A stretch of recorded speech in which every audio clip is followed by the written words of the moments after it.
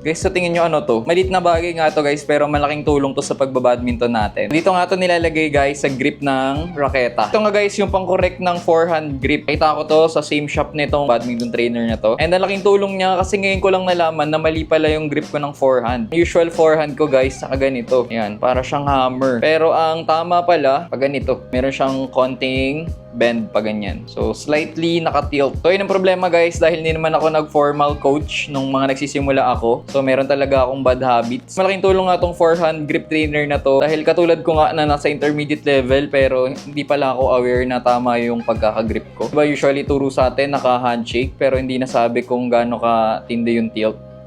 Ang ganyan. Dito mong ipapasok itong pointing finger and then itong thumb dito. Saktong-sakto yan. Pwede nyo ngalagay dito sa badminton swing trainer natin habang nagpa-practice tayo. Double practice na, diba? Isang grip tsaka isang swing. Murang-mura lang to guys, pero malaking tulong. Tsaka ganyan lang kaliit. Ilagay ko na lang yan sa yellow basket ko tsaka sa first comment. And try nyong i-check din kung tama ba yung forehand grip nyo. Comment down below nga kung nakorek kayo nitong forehand grip trainer or baka lalong napasama yung palo nyo.